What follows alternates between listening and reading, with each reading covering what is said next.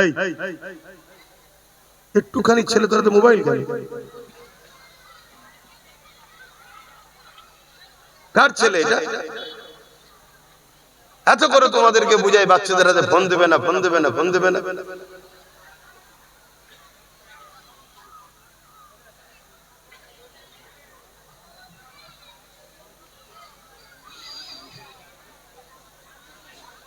মানুষ খারাপ হয়ে গেছে ভাই। আপনাদের সঙ্গে মিশা আগামী দিন আমার দ্বারা মনে হচ্ছে সম্ভব হবে না। এত করে বলি, কানে কথা যায় না, বাচ্চাদের ফোন দেবেন না কেন? ওইটুকু ছেলের হাতে ফোন দিয়েছে। আর ওইদিকে আমার মা বোনরা দেখেন না, কথা বলেই যাচ্ছে, বলেই যাচ্ছে।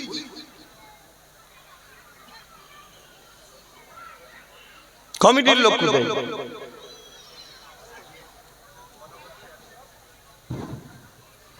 আর 10 হাত দূরে করতে পারছো তো প্যান্ডেলটা, তাহলে তুমি উঠে যেতে।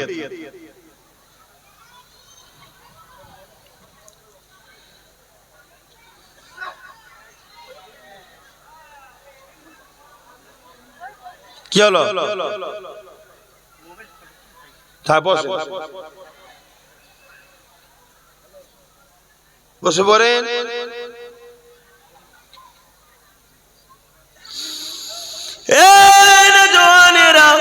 অনেকে আছে তোমাকে ভালোবাসা দিয়ে, অন্যায় দেখার পর চুপ থেকে তোমাকে ভালোবাসা দিয়ে শুধু তোমার থেকে সে নিজের ফায়দাটা বুঝে নেবে। শুনছো তো? অনেকে আছে তুমি অন্যায় করবে দেখবে, তাও তোমাকে ভালোবাসা দিয়ে নিজের ফায়দাটা লুটে নেবে। আমি পারি, কিন্তু না, আমি সেই রকম ভালো তোমায় বাসি না, তাই অন্যায় দেখলে ধরি না। কি দরকার আছে? তোমার ছেলে মোবাইল দেখে বড় হলে তোমাকে পিটিবে, তো আমার কি যায় আসে? আমি আমার ছেলেকে আলহামদুলিল্লাহ চেষ্টা করি, যত যাই হোক, কেঁদে কোকিয়ে গেলেও মোবাইলের সাথে কোনো সম্পর্ক নাই। তুই একদিন কাঁদবি, দুদিন কাঁদবি, আর মোবাইল থাকলে সারা জীবন কাঁদবে ছেলেরা। এই মোবাইল এত খারাপ জিনিস। আর যেদিন বড় হয়ে যাবে, বুঝতে শিখবে, সেদিন ওর পয়সা ও কিনুক না, সেদিন প্রয়োজনের জন্য কিনবে, সেদিন ভালো হবে। আসেন জি, কথা আলোচনা করতেছিলাম কিয়ামতটা তো কঠিন দিন হবে। আল্লাহ নবী জানিয়ে দিলেন যে দিনেতে বাপ ছেলে হবে না, ছেলে বাপের হবে না, মা মেয়ের হবে না, মেয়ে মায়ের হবে না। এক কথাও চিনে না চিনার ভান করবে। ওই কিয়ামতের দিনেতে এমন সময় একজন বান্দার হিসাব নেওয়া হবে, যে হিসাব নেওয়ার পরে দেখা যাবে একটা মাত্র নেকি কম পড়ে গেছে তার। আল্লাহ পাক বলবে, বান্দারে তোমার যদি আর একটা নেকি থাকতো বান্দা, তাহলে আমি আল্লাহ তোমাকে জান্নাতি করে দিতাম। এ বান্দারে একটা নেকি কম তোমার পড়ে গেছে। আজকে যত কোনো মানুষ এখানে বসে আছে, বলুন তো দেখি, প্রতিটা মুহূর্তে আপনাদের বসে থাকা দরুন নেকি হচ্ছে না হয়নি? এক তো জান্নাতের বাগান, আবার নবীর একটা কথাকে মানছো। রাসূল বলেছেন মাহফিলে গিয়ে বসতে, নবীর ওই কথা সুন্নাত পালন করছো, তাহলে নেকি হচ্ছে তো। কিয়ামতের দিনে একটা নেকি কম পড়ে যাওয়ার জন্য লোক ধরা পড়ে যাবে।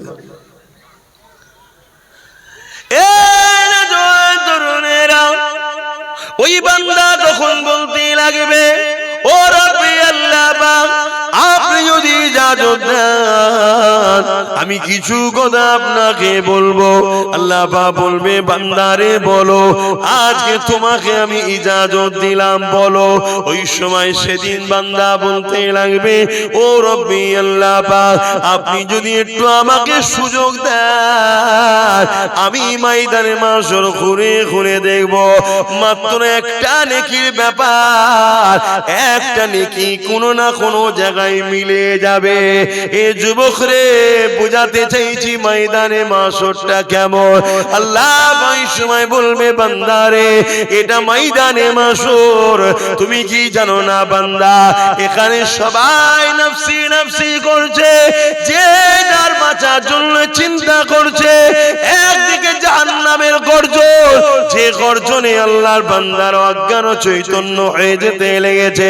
এই ময়দানে মাশরেতে তোমাকে কে নেকি দেবে রে বান্দা? ওই সময় বান্দা বলতে লাগবে, আল্লাহ এই ময়দানে মাশরে আমার জনম দুঃখিনী মা রয়েছে, মায়ের থেকে আপন কে হয়? যে মা আমাকে কত বড় করেছে, আদর করে লালন পালন করেছে, আমার জন্য আব্বার কাছে কত বকা খেয়েছে, আমার জন্য কত রাগ মুখ খেয়েছে, ওই মা যিনি আমার জন্য কত যন্ত্রণা ব্যথা সহ্য করেছে, সেই মা ওই ময়দানে মাশরে রয়েছে। আল্লাহ পাক আপনি যদি বলেন একবার মায়ের কাছে গিয়ে দেখবো, বাপও রয়েছে বাপের কাছে যাব, স্ত্রী রয়েছে স্ত্রীর কাছে যাব, বন্ধু রয়েছে ভাই রয়েছে বোন রয়েছে, কেউ না কেউ তো একটা নেকি দিয়ে দেবে আল্লাহ পাক, তাহলে আমি নাজাত তো পেয়ে যাব। ওই সময় আল্লাহ পাক বলবে, হে আমার বান্দারে, এই ময়দানে মাশরে কেউ কারো হবে না। বান্দা তুমি যখন জানতে চাও দেখতে চাও, বান্দা আমি তোমাকে নিরাশ করব না, যাও দেখো কেউ তোমাকে একটা নেকি দান করে কি দেখো। আল্লাহ যে এইটুকু সুযোগ দিচ্ছে সেদিন, এটাও আলহামদুলিল্লাহ, বলুন আলহামদুলিল্লাহ। কেন? তিনার হাতে সব পাওয়া, তিনি দুনিয়া তো আমাদের এই জন্য দিয়েছিল, আবার কেন দেবে? কিন্তু না, আল্লাহ তথাপিও সেদিন দিয়েছে। ওই সময় আমার আল্লাহ পাক বলবেন, যাও যে দেখো, বান্দা যাবে যে ঘুরবে মায়ের কাছে যাবে, মা কি সমস্যা, একটু সরে যান না, এই মুরব্বিটাকে উপরে তুলে দাও না, দরকার হয় সরে যান, উপরে চলে এসে বসে দেখতে দাও। যারা বসে আছে তাদের কারাল করছো কেন? আস্তে আস্তে, ঠিকই বলছো তো, বসে আছে ও ঠিকই বলছো, তোমরা তো ভাই দাঁড়িয়ে আছো কেন? একই কথা। আচ্ছা ছেড়ে দাও, তুমি ঠিকই বলছো, ভুল তো এদেরই। কি হবে? এত কামতের কথা শুনো মানুষ আজকে পরিবর্তন হয়।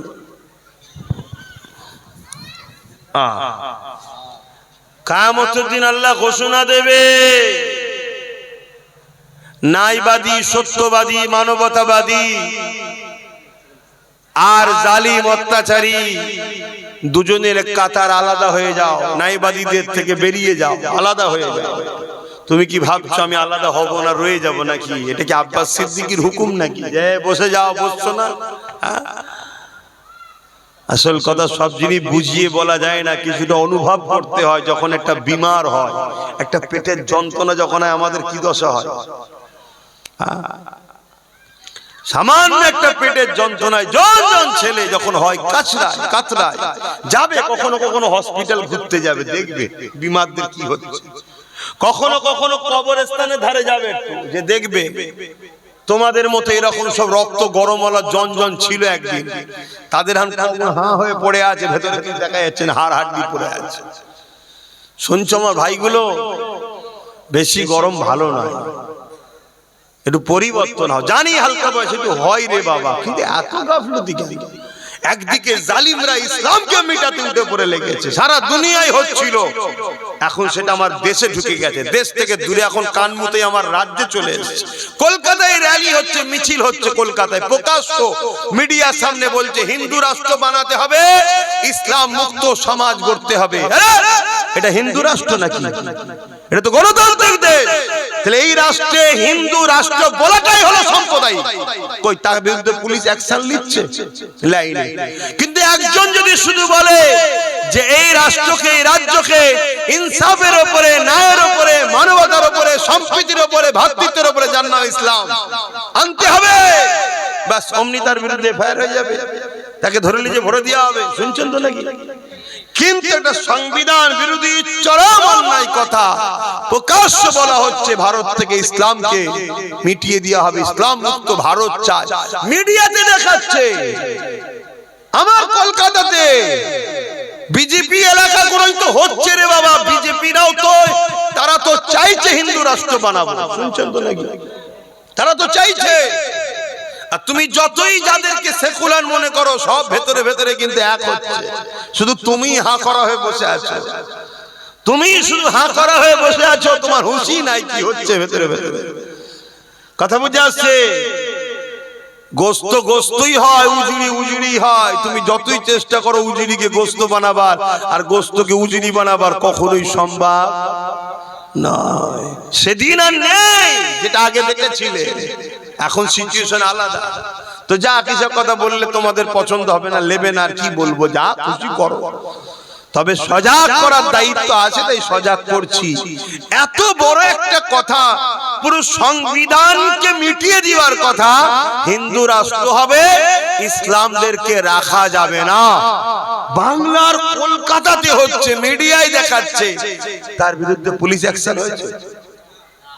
তাহলে তুমি কি বুঝছো? তোমার সরকার তাকে সাপোর্ট করছে, তার মানে তাহলে বিজেপিও চাইছে হিন্দু রাষ্ট্র, এও চাইছে। এই জন্য এখন সব জায়গায় মন্দির তৈরি করছে আর মসজিদ গুলো সব ভাঙছে। নিউ টাউনে মসজিদের জায়গা চুরি করে বিক্রি করছে, করছে না, করে না? তাহলে এদের উদ্দেশ্য হলো ইসলামের পেহচান রাখবো না। আর সেই জায়গায় তোমার আমার কওমের একদল মুসলমান আবার এদের সাথ দিচ্ছে না, দেয় না। তারা মুসলমান, তুমি আমি দেখছি, তারা মুসলমানরা অলরেডি ইসলাম থেকে অনেক আগে বেরিয়ে গেছে। এই ভারতবর্ষে একটা হলো অমুসলিম মুসলমান হয়েছে না হয়নি? কথা বলো, হয়েছে না হয়নি? লাখ লাখ হচ্ছে আমি জানি, কিন্তু সেগুলোকে আমাদের সামনে আসছে। ঠিক তেমনি অনেক মুসলিম ঘরের ছেলে শিক্ষার অভাবে হোক আর কপাল ফাটা হয়ে হোক ইসলাম থেকে বেরিয়ে গেছে না, যায় না? কথা বলছে না? তো সেইগুলো কারা? সেগুলো কোনো খবর আছে না? সেগুলোকে এই নাম টাম সব রেখে দেওয়া হয়েছে, তাদেরকে চেঞ্জ করতে দেওয়া হয়নি। তাদের দ্বারা ইসলাম বিদ্বেষীরা কাজ করাচ্ছে, তাদেরকে পিছন থেকে অর্থ দিচ্ছে, তাদেরকে অস্ত্র দিচ্ছে, তাদেরকে প্রশাসনিক পাওয়ার দিচ্ছে, দিয়ে বলছে তোরা মুসলমানদের নেতা হয়ে থাক, সময় যখন আসবে তোরা চেঞ্জ হয়ে এইদিকে চলে আসবি। কেন? মুসলমানকে কন্ট্রোল তোরা কর। তোদের হাত থেকে ফসকে গিয়ে যদি কোনো নবী খানদানের হাতে চলে যায়, তাহলে তো আমাদের চামড়া গুটিয়ে ফেলবে। কথা বুঝে আসছে না? না, এই জন্যই পরিকল্পনা চলছে, কিন্তু আমাদের তো হুঁশি নাই, আমাদের কোনো খেয়ালই নাই। আমরা ভাবছি কোন রকম 200 টাকা যদি হয়ে যায় দিনটা কেটে যাবে। চলো, কার পিছনে ঘুরলে, কার চামচাগিরি করলে 200 টাকা পাওয়া যায়। দেখ কি এটা এক শ্রেণী মুসলমান এটা করছে না? করে। আজ নয় আলহামদুলিল্লাহ বলে বলে বলে বলে বলে একটু হলেও মুসলমান জেগেছে না জাগেনি? এটা আওয়াজ দিয়ে বলুন না, জেগেছে। কিন্তু আবার যদিও জায়গায় আমার মতো কত হুজুর, কত মৌলী সাহেব, কত বক্তা ঘুম পাড়াবার চেষ্টা করছে, কতজন আবার বিভাজন করতে চাইছে। আছি 10 জন একসাথে, বলছে 2 জন ওখানে চলে যা, 2 জন এখানে চলে যা। তা 4 জন চলে গেলে 6 জন কম হলো না? হলো না? এতদিন তারা কোথায় ছিল? এতদিন কোথায় ছিলিস? হঠাৎ করে এরকম মুসলিম দরদি হয়ে গেলি কি করে? তাহলে ভাবতে হবে না, এই যে হঠাৎ করে আমরা যে ঐক্য হচ্ছি, এ খবর ওদের কাছে আছে না? নাই। তোমার গ্রামে ওদের লোক আছে, তোমার পাড়ায় ওদের লোক আছে, এই জলসায় ওদের লোক আছে, আমি যা বলছি সব রেকর্ডে ওদের কাছে যায়। তাহলে তোমার খবর ওদের কাছে আছে না? নাই। তোমার হাড়ির খবর জানে, তোমার ফ্রিজের খবর জানে, সব খবর তোমার জানে। তা দেখছে তো সবাই এক হচ্ছে, এক হয়ে যদি সবকটা নওশাদের পাশে দাঁড়িয়ে যায়, আর অন্য দিক দিয়ে যারা বঞ্চিত গরিব আছে তাদের মধ্যে থেকে যদি 15-20% কোনোদিন চলে আসে, বাস এ তো ক্ষমতায় চলে আসবে। তাহলে আমাদেরকে যে মিটাবার যে কথা হচ্ছিল কলকাতার বুকে দাঁড়িয়ে, ইসলাম রাখা যাবে না, হিন্দু রাষ্ট্র করতে হবে, আর নওশাদ তো সংবিধানকে মান্যতা দেয়, দেখতো নাকি? তাহলে তো সমস্যা হয়ে যাবে। এজন্য টুকরো টুকরো করে দাও, এসব প্ল্যান চলছে, তোমার আমার তো খেয়াল নেই। যাক, একটুখানি এসেছিলাম এদিকে, আবার ফিরে যায় ময়দানে মাশরের কথা বলছিলাম। এ যুবকেরা মনে রেখে দিও, দুনিয়াদারির মধ্যে দিয়ে আখিরাতের কল্যাণ রয়েছে। একটা মাত্র নেকি, যার জন্য আল্লাহ আল্লাহ বান্দাকে বলছে, বান্দারে তোমার যদি আর একটা নেকি হতো আমি আল্লাহ তোমাকে নাজাতটা দিয়ে দিতাম। বান্দা আল্লাহ পাকের কাছে আরজু করলে, ও রব্বি আল্লাহ আমাকে সুযোগ একটা দেয়া হোক, আমি ময়দানে মাশরে একটু ঘুরে ঘুরে দেখি কেউ যদি আমাকে একটা নেকি দিয়ে দেয়। আল্লাহ বলল, যাও বান্দা আমি তোমাকে সুযোগটা দিয়ে দিলাম। বান্দা নেকি খুঁজতে বেরোলো। এই পর্যন্ত মনে রাখেন, পরে বলছি অপর দিকে আর একটা বান্দা যাকে আল্লাহ হিসাবের জন্য ডেকেছে, ওরে আমার বান্দার হিসাবটা দে রে বান্দা। বান্দা এই সময় হিসাব দিতে লেগেছে, দিবার আগে আল্লাহ পাককে বলতে লেগেছে, ও রব্বি আল্লাহ পাক আপনি আমার হিসাবটা নেবেন না, কারণ আমি দুনিয়া জমিনে অন্যায় আর অন্যায় করেছি, পাপ আর পাপ করেছি। আল্লাহ আল্লাহ কোনো ভালো কাজ আমি করতে পারিনি, তাই আল্লাহ আপনি আমার হিসাবটা নিয়ে সবার কাছে অপমানিত না করে গোপনে গোপনে আমাকে জাহান্নামে দিয়ে দেন। বান্দা নিজে থেকেই স্যালেন্ডার, যাই ভালো কাজ করিনি আমাকে আপনি জাহান্নামে দিয়ে দেন। আল্লাহ বলবে, লা তাখনাতু মির রাহমাতিল্লাহ, আমার রহমত থেকে নিরাশ হও না বান্দা, একবার তোমার আমলনামাটা দেখাও না। বলুন সুবহানাল্লাহ। এ নওজোয়ান তরুণেরা, আল্লাহ পাক কুদরতি ভাবে বান্দার আমলনামা দেখবে। ওই আমলনামার মধ্যে দেখা যাবে শুধু অন্যায় অন্যায় ভুল ভ্রান্তি পাপে ভরা। দেখতে দেখতে দেখা যাবে একটা মাত্র ভালো কাজ, ওখানে একটা নেকি কম, এখানে শুধুমাত্র একটা ভালো কাজ। আমার আল্লাহ পাক বলতে লাগবে, বান্দারে তুই তো অন্যায় করেছি, ভুল করেছি, পাপ করেছি বান্দা, তবে তোর একটা ভালো কাজ পেয়েছি, যে কাজটা আমি আল্লাহ আমার বড় পছন্দ খুশি করে দিয়েছে। এ বান্দারে বল, আমি আল্লাহ তোর উপরে রাজি হয়ে গেছি, বল খুশি হয়ে গেছি, তুই কোথায় যাবি? বান্দা বলবেন, আল্লাহ আপনি যদি দয়া করে আমাকে জান্নাত দান, যেতে পারবো। আল্লাহ পাক বলবে, বান্দারে যা, আমি তোর কাজে এত খুশি হয়ে গেছি, একটা মাত্র ভালো কাজে আল্লাহ রাজি হয়ে গেছে। আল্লাহ বলবে, বান্দারে যা, আমি আল্লাহ তোকে আমার দয়ার বিনিময়ে জান্নাতি বানিয়ে দিলাম। এ যুবকেরা তরুণেরা, ওখানে একটা নেকি কম, সে খুঁজতে বেরিয়েছে, এখানে শুধুমাত্র একটা ভালো কাজ, কিন্তু আল্লাহ তো রাজি হয়ে গেছে। আল্লাহ পাক বলবে, যা জান্নাতে চলে যা। কি এমন ভালো কাজ ছিল?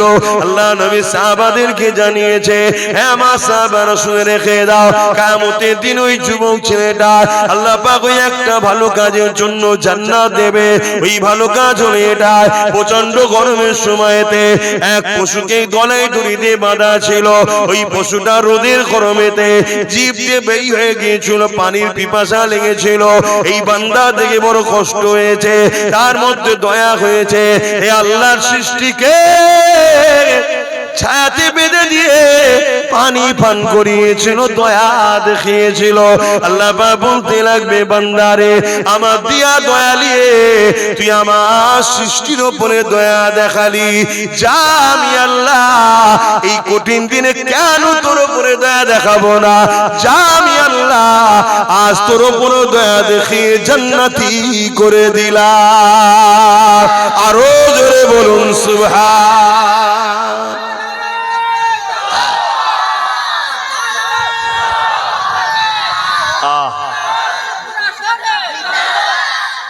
ভাবেন, যেদিন পশুটা বাঁধা ছিল, অসহায়, সে যেতে পারছে না, রোদে ছটফট করছে, পিপাসা লেগেছে, ওই অবস্থায় বান্দা তার উপরে দয়া দেখিয়েছে। ময়দানে মাহশরে আমরা অসহায় না, অসহায় নয়? তাহলে আল্লাহ বলছে, তুই যদি আমার সৃষ্টির অসহায় সময় তার সাথ দিস, তাহলে যেদিন তুই অসহায় হবি ময়দানে মাহশরে, আমি আল্লাহ রহমান রহিম কেন তোর সাথ দেব না? যা, তোকে দয়া করে জান্নাত দিলাম। জোরে বলুন সুবহানাল্লাহ। তাহলে আজ যদি আমরা এতিম বাচ্চারা অসহায়, গরিব বাচ্চারা অসহায়, বিধবারা অসহায়, সমাজের কোন গরিব এতিম অসহায়ের উপরে যদি জুলুম হয়, যদি তুমি তার সাথ দিয়ে তাকে জুলুম থেকে মুক্ত করতে পারো, তাহলে কিয়ামতের দিন তুমি যখন অসহায় হবে, আমার আল্লাহ তোমার সেদিন রহমত দ্বারা তোমাকে অসহায় থেকে মুক্ত করে জান্নাতে দেবে। জোরে বলুন সুবহানাল্লাহ। এজন্য আল্লাহ নবী বলেছেন, তুমি যদি আল্লাহর দয়া পেতে চাও, তুমি আল্লাহর সৃষ্টির উপরে দয়া করো। সে সৃষ্টির মধ্যে শ্রেষ্ঠ সৃষ্টি আবার মানুষ। সৃষ্টির উপরে দয়া করো। কিন্তু আজ আমরা মানুষ কি মানুষের উপরে দয়া করছি? সে মানুষ যদি হিন্দু হয়, আদিবাসী হয়, সাঁওতাল হয়, বাগদি হয়, খ্রিস্টান হয়, সেও যদি বিপদে পড়ে তার উপরে দয়া দেখানো দরকার আছে না? না, অবশ্যই মানুষ সে আল্লাহর সৃষ্টি। পাশাপাশি জীব জন্তু যদি বিপদে পড়ে তার উপরে দয়া দেখানো দরকার আছে না? নাই। কিন্তু আমরা সোশ্যাল মিডিয়ায় কি দেখছি, ছোট্ট ছোট্ট বাচ্চা গরিব এতিম হওয়ার দরুন পেটের জ্বালায় যদি কেউ কারো খাবার নিয়ে নেয়, তাকে গাছে বেঁধে একদল লোক পিটছে। আর কোটি কোটি টাকা, 100, 200, 300, 400, 1000 কোটি টাকার চোর নেতাগুলোকে ওই মানুষগুলোই আবার তাদের পিছনে ছুটছে, নেতাজি জিন্দাবাদ, নেতাজি জিন্দাবাদ। তা খোদার গজব আমাদের উপরে হবে না? একটা গরিব মানুষের ছেলে পেটের জ্বালায় রুটি চুরি করেছে বা কিছু খাবার চুরি করেছে বা কারো কাছে আম চুরি করেছে, হালকা বয়সের ছেলে। এই তো কিছুদিন আগে একটা কোন জায়গায় আম চুরি করেছিল, সে অমুসলিম ঘরের ছেলে ছিল, তো কি হয়েছে, বাচ্চা ছেলে, তাকে মারতে মারতে মেরে ফেললো। ভুলে গেছেন কি আপনারা? জানি না, কিন্তু আমি ভুলিনি, আমার সব মনে থাকে। আজকে তাকে দেখা যাচ্ছে বেঁধে পিটছে। কিছুদিন আগে দেখেছেন পুলিশ পর্যন্ত মারছে একটা বাচ্চা ছেলে, পুলিশের সামনে, পুলিশের সামনে একটা বাচ্চা ছেলেকে মারা হচ্ছে। সে কিছু চুরি করেছে। মায়ের পেট থেকে কেউ চোর হয়ে বেরোয় না। সমাজ থেকে অবহেলিত করেছে, সমাজ থেকে শিক্ষা দেয়নি, পড়ার সময় সমাজ থেকে খাতা পেন দেয়নি, সমাজ থেকে স্কুলে নিয়ে যাওয়ার ব্যবস্থা করেনি। শুধু কি বাপ মারই দায়িত্ব? মানুষ হিসেবে মানুষের দায়িত্ব আছে না? আজকে যদি বাপ মারই শুধু দায়িত্ব থাকতো, তাহলে আমার নলেজ সিটি করার দরকার নেই। কারণ নলেজ সিটি করতে গিয়ে আমার মানসিক চিন্তা যাচ্ছে, শরীর যাচ্ছে, সময় দিতে পারছি না নিজের পরিবার, কাজ কামের কাছে, সন্তানের কাছে, নিজের জটের লক্ষ লক্ষ টাকা যাচ্ছে। কেন? সমাজের অনেক গরিব বাচ্চা আছে যাদেরকে যদি আমরা অবহেলিত করি, তাহলে তারা মানুষের মতো মানুষ হবে না। আজকে সেই এতিম অসহায় বাচ্চাগুলোকে নিজেরই ভর্তি করতে পারি। তোমাদেরকেও বলে যাচ্ছি, অনেক জায়গায় বলেছি, আজকেও বলছি, তোমাদের যদি কারো এলাকায় জানাশোনা থাকে এতিম বাচ্চা, কেউ নেই দেখাশোনা করার, ওই বাচ্চাকে তোমরা দায়িত্ব নিয়ে আমার সাথে যোগাযোগ করিয়ে দাও। ওই বাচ্চাকে সম্পূর্ণ ফ্রিতে আমি তাকে পড়িয়ে জেনারেল লাইনের শিক্ষা, নলেজ সিটিতে মাদ্রাসা পড়ছি না, আমি জেনারেল লাইনে শিক্ষা করছি। মাদ্রাসা আছে, আমি 50টা মাদ্রাসা চালাই। আরো অনেক হুজুরদের, অনেক মৌলানাদের মাদ্রাসা আছে না? নাই ভাই, মাদ্রাসা দরকার আছে। আছে তো, কে বলেছে না? এই গ্রামে হয়তো মাদ্রাসা আশপাশে আছে। কি আছে মাদ্রাসা আশপাশে? এই বল্লভপুরে একটা মাদ্রাসা চলছে, মাদ্রাসার দরকার আছে। কিন্তু সব মৌলভী সাহেব বলে হবে? আমাদের কিছু ডাক্তার, কিছু পুলিশ, কিছু জজ, কিছু ডিএম, কিছু আইএস, কিছু আইপিএস দরকার আছে না? না, আমাদেরই বাচ্চারা যারা ডাক্তার হবে মৌলভী সাহেবের কাছে বসে অশ্বনে দিন শিখবে। আবার যখন মৌলভী সাহেব অসুস্থ হবে ডাক্তারের কাছে যাবে, হুজুর এসেছেন, কি হয়েছে বাবা? আমার এই হয়েছে। আচ্ছা হুজুর আমি ট্রিটমেন্ট করে দিচ্ছি। তাহলে এখান থেকে তুই ফায়দা নিবি, ওখান থেকে তুই ফায়দা নিবি। কি আর না হয় মুসলমান হওয়ার জন্য আগামী দিন চিকিৎসাই করবে না? কি করছে না? করে না? অনেক হিন্দু ডাক্তার মুসলমান হওয়ার জন্য তাকে চিকিৎসাই করেন। রিপোর্ট দেখেছেন না? দেখেন, প্রকাশ্য বলছে ও মুসলমান, ওকে চিকিৎসা করবো না, ও মুসলমান, ও ডেলিভারি করবো না। শুনছেন কোথায় যাচ্ছে পরিস্থিতি? এই সব কিছু চিন্তা ভাবনা করে আমি এই নলেজ সিটিটা করছি। ভুল করছি না? আমার তো মনে হচ্ছে ভুলই করছি। আমি তো মাঝে মাঝে মনে হয় খালি খামাকায় কত আরামে আল্লাহ রেখেছিল, জলসা করতাম। প্রথম জীবনের কথা বলছি, ঘরে এসে ঘুমোতাম, খাওয়া দাওয়া করতাম, আবার জলসা বেরিয়ে যেতাম। খালি খামাকায় নওশাদকে দিয়ে রাজনীতিটা করাতে গেলাম, আর আমি নলেজ সিটিটা করতে গেলাম। ও পেরেশান, আমিও পেরেশান। না ও আমায় দেখতে পাচ্ছে না, আমি ওকে দেখতে পেয়েছি। কালকে ঘরে ঢুকলাম, ও ঘরে নেই। আজকে সকালে ঘুম থেকে উঠলাম, ভোর 3টেই বেরিয়ে গেছে, মালদায় গেছে। তাহলে ভাবুন কি ছুটা ছুটছে ছেলেটা, একটাই ছেলে, কোথায় কোথায় ছুটছে। হ্যাঁ, আর আমাদের দুজনে আবার আমাদের বাড়ি বাড়ি বাপ মা প্রেসার, কখন যে কি খবর আছে, কখন কাকে ধরলে চলে গেল, কখন কার গাড়িতে ঢিল ছুড়লো নাকি, কি টেনশন থাকে না, থাকে না? কি ভুল করেছি তো নাকি? হ্যাঁ বল না ভাই, সত্যি করে বল। ও ঠিক করেছি, ঠিক যখন করেছি সাথ দিচ্ছ তো? আমার ভাইটার সাথে আছো তো নাকি, না ওর বিরুদ্ধে সব? ঠিক বলছো? একটু সাক্ষী দাও দেখি কারা আছো আমার ভাইয়ের সাথে, লম্বা হাত তুলবে। ঠিক বলছো? ঠিক বলছো? আচ্ছা একটু দেখো তো ডায়ে বায়ে কেউ হাত তুলতে বাকি আছে কি, একটু দেখো না। কিন্তু কেউ বাকি থাকলে তার সঙ্গে ঝগড়া করবো না আমরা, কিন্তু চিনে লিওয়া দরকার আছে না নাই? কেন আজকের লড়াই শুধু রুটির লড়াই নেই, আজকের লড়াই হচ্ছে দিদি মুদি ইসলামের দুশ্মন। সত্য না মিথ্যা? এই জোরে বলে। অতএব ইসলামের দুশ্মনের সাথ যদি কোনো মুসলমান দেয়, ওই মুসলমান মুনাফিক বলা হয়। মুনাফিক চিনা দরকার আছে না না? এই জন্য বলেছি তার সাথে ঝগড়া করবো না। কেন ঝগড়া করতে যাবো বাবা? দেশটা সবার, এ দেশটা সবার। এদেশে কেউ যদি মনে করে খুঁটোটা হলো আমার ভগবান, আমি পুজো করব, তাকেও দেশ রাইট দিয়েছে, কিন্তু আমি মানি না। আমি মানি এক আল্লাহ, ঠিক না বেটি? কিন্তু তা বলে ওকে বলতে পারি না মেরে ফেলবো, এটা বলার অধিকার নেই, আর ইসলামও দেয় না। কথা বুঝে আসছে না? না। তো সেই জায়গায় যদি কোনো আমার মুসলিম ঘরের ছেলে আজকে যদি ইসলামের দুশ্মনকে এখনো সাপোর্ট করে, তার স্বাধীনতা আছে, কিন্তু চিনে লিওয়া দরকার আছে না যে এইটা ঘোলা আন্ডা আমাদের নয়, আমাদের ঘরে হয়েছে কিন্তু আন্ডা ঘোলা হয়ে গেছে, কাল লিয়া যাবে না, এতে দূরে থাকা দরকার। কেন এই বাহ্যিক আমাদের ভেতরটা জালিমদের। কথা বুঝে আসছে না? না, এটা মাথায় রাখা দরকার আছে তো নাকি?